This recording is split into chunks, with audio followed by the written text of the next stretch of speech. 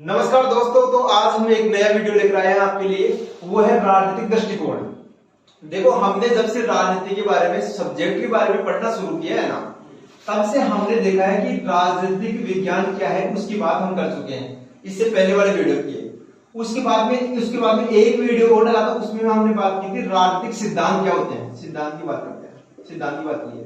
और उसमें हमने आपको ये बताया था कि राजनीतिक सिद्धांत होते हैं ना, ये क्या करते हैं कि किसी भी सब्जेक्ट के लिए, किसी भी सब्जेक्ट की थ्योरी जरूरी है। सिद्धांत बोलते हैं थ्योरी, ठीक है।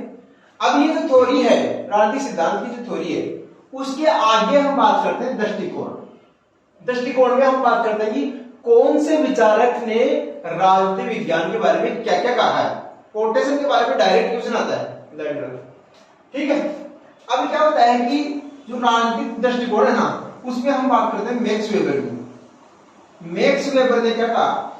मैक्स वेबर ने ये कहा कि जो राजनीति है वो क्या है? शक्ति के लिए संघर्ष है, ठीक है। कोई भी व्यक्ति जो राजनीति में भाग लेता है या राजनीति से जुड़ा हुआ रहता है ना, वो शक्ति और सत्ता के लिए जुड़ा होता है, पावर के लिए जुड़ा होता है। पावर की हम बात करते हैं। किसी भी पॉलिटिकल पार्टी हो या कोई भी लीडर हो, वो क्या करना चाहता है? वो पावर प्राप्त करना चाहता है, पावर, ठीक है। और पावर किसमें है? पावर सत्ता में है। सत्ता में सरकार से। अब जो भी सरकार कार्य कर रही है, जो भी सरकार कार्य कर रही है, वो सत्ता के माध्यम से कर रही है। और सत्ता, जैसे मान लो कि सत्ता किससे संचालित है? सत्ता राष्ट्राध्यक्ष से संचालित है या संविधान से संचालित है, ठीक है, संविधान से संचालित है। अगर किसी गवर्नमेंट सरकार सत्ता के रूप में जो पावर इस्तेमाल कर रही है, जो शक्ति इस्तेमाल कर रही है ना, वो या तो संविधान से आ रही है उसके पास, या फिर बाद में जैसे मान लो कि शासन का प्रारूप कैसा है, शासन का जो स्ट्रक्चर है वो कैसा है, उसके ऊपर डिपेंड है, ठीक है। अब हम बात करते हैं इसके अलावा जैसे मैकियावेली है। मैकियावेली को आधुनिक राजनीतिक सिद्धांत का जनक कहते हैं। मैकियावेली ने क्या कहा? मैकियावेली ने ये कहा कि ये जो राजनीति है, जो राजनीतिक सिद्धांत है, राजनीति क्या है? ये सत्ता प्राप्त करने की शक्ति है। सत्ता प्राप्त करने के लिए लालायित होते हैं राजनीति में आने वाले लोग। कुछ लोग ये कहते हैं कि जो पॉलिटिक्स है, वो पॉलिटिक्स है ना, गंदे लोगों का काम है। पॉलिटिक्स क्या है? चालाक लोगों का काम है। पॉलिटिक्स क्या है? जो धूर्त लोग हैं वो पॉलिटिक्स करते हैं। लेकिन कुछ लोग ऐसे भी कहते हैं, अगर पॉलिटिक्स नहीं होगी, अगर पॉलिटिक्स का सकारात्मक रूप हमारे पास में नहीं आएगा, तो क्या होगा? तो ऐसे मान लो कि फिर बाद में मूर्खों का शासन हो जाएगा, ठीक है। अब इसके साथ में जो राजनीतिक सिद्धांत है, राजनीतिक सिद्धांत के दृष्टिकोण की हम चर्चा करते हैं, तो उसमें हमें यह बताया जाता है कि जो भी दृष्टिकोण राज्य के साथ में, सरकार के साथ में, सत्ता के साथ में, वो प्रेजेंट की, वर्तमान की समसामयिक को साथ लेकर चलता है, उसको, उसका कार्य महत्वपूर्ण हो जाता है। इसके साथ में जो अरस्तु है, राजनीतिक विज्ञान का जो जनक है, अरस्तु है। अरस्तु क्या कहता है? अरस्तु इसके सिस्टमैटिक अध्ययन की बात करता है। अरस्तु क्या कहता है? अरस्तु ये कहता है कि राजनीति क्या है? राजनीति क्या है? एक जैविक प्रक्रिया है। राजनीति क्या है? एक जैविक प्रक्रिया है जिसमें लोग शासन के साथ में तालमेल करके शासन करते हैं। और देखो, आपको पता है कि जैसे मैंने पहले वीडियो में आपको बताया था कि जो राजनीतिक विज्ञान का जो जनक है वो अरिस्टोटल है। उसके पीछे क्या कारण है? उसके पीछे कारण ये है कि राजनीतिक विज्ञान का जो जनक है अरस्तु ने क्या किया? अरस्तु ने सिस्टमेटिक अध्ययन किया राजनीति का। सिस्टमेटिक का मतलब क्या है? उन्होंने ये कहा, देखो मैं आपको थोड़ा सा इसका बैकग्राउंड बता देता हूं। जो राजनीति है उसमें क्या है? राजनीति है उसमें क्या है? ये जो राजनीति है ना, इसको बोलते हैं पॉलिटिकल, ठीक है जी। ये जो पॉलिटिकल बना है ना, ये बना है पॉलिटिक्स से, ठीक है। ये जो पॉलिटिक्स है ना, ये अरस्तु की बुक है। पहली बात तो ये है, अरस्तु की बुक का क्या नाम है? पॉलिटिक्स। खूब बार एग्जाम में ऑब्जेक्टिव टाइप का क्वेश्चन आता है, एमसीक्यू क्वेश्चन आता है उसमें ये पूछा जाता है कि पॉलिटिक्स क्या है। तो पॉलिटिक्स क्या है, अरस्तु की बुक है, और अरस्तु को राजनीति विज्ञान का जनक कहते हैं, जनक या पिता कहते हैं या जनक। ठीक है जी। अब इसके साथ में हम बात करें, ये जो पॉलिटिक्स है ये कहां से आया, ये पॉलिटिक्स आया पोलिस से। और पोलिस को क्या कहते हैं हिंदी में, नगर और राज्य। पोलिस को क्या कहेंगे, नगर व नगर या राज्य।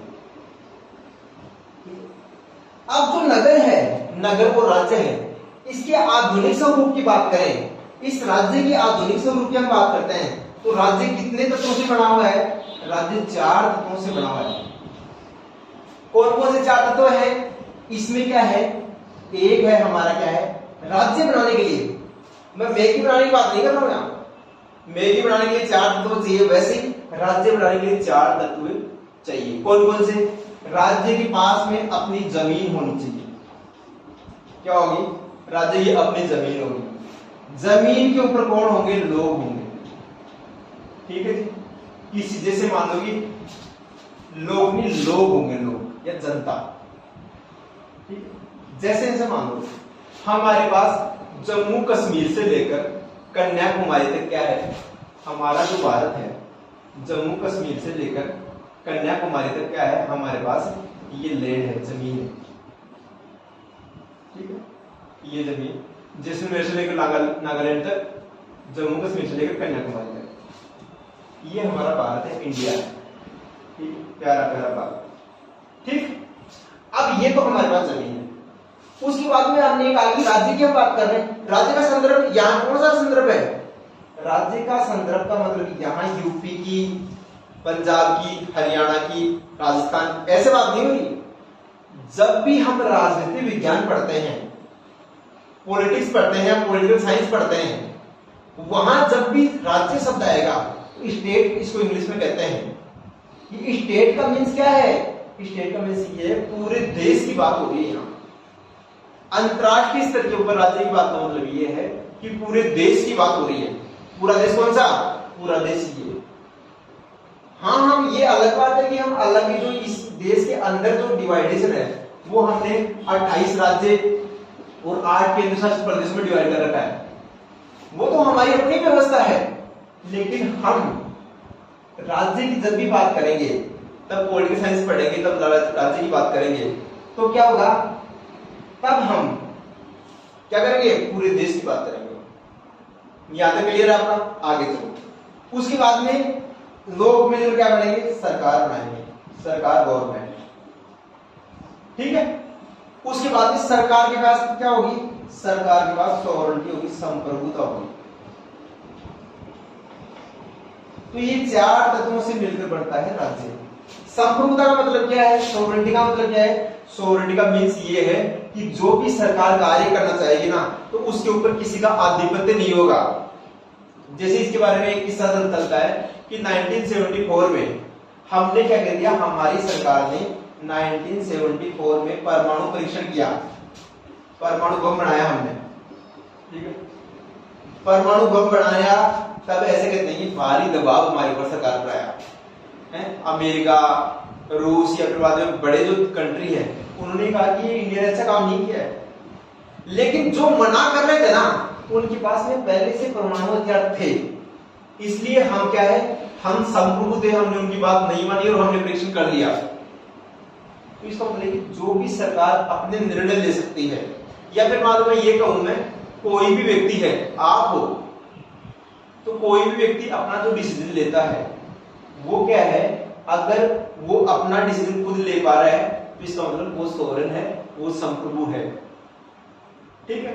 और अगर वो डिसीजन नहीं ले पा रहा है तो वो संप्रभु नहीं है। तो ये संप्रभुता जरूरी है। अगर किसी देश की गवर्नमेंट अच्छा कार्य नहीं कर रही है, म्यांमार की गवर्नमेंट को डिस्ट्रॉय कर दिया वहां की मिलिट्री ने, गवर्नमेंट कूद ली है, म्यांमार की गवर्नमेंट को क्या कर रहा है, डिस्ट्रॉय करके वहां मिलिट्री कू हो गया, वहां सेना का शासन आ गया, प्रधानमंत्री को जेल में डाल दिया गया, तो इसका मतलब संप्रभु नहीं है सरकार। ठीक है। तो ये जो दृष्टिकोण है, ये राज्य का है। राज्य किससे जुड़ा हुआ है, राज्य जुड़ा हुआ है किससे, राज्य सरकार से जुड़ा हुआ है। ठीक है। कुछ लोग क्या कहते हैं, कुछ लोग ये कहते हैं कि जो राजनीति है वो सरकार का अध्ययन है।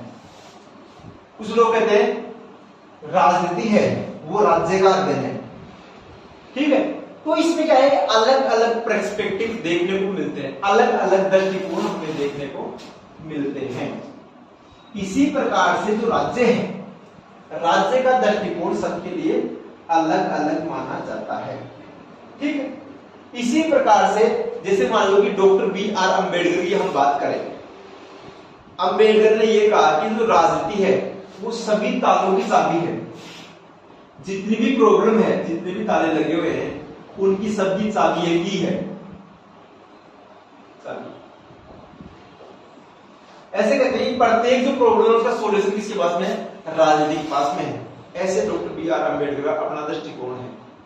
तो ये राजनीतिक दृष्टिकोण है।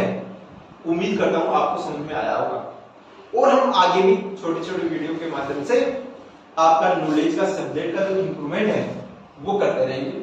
नमस्कार, जय हिंद।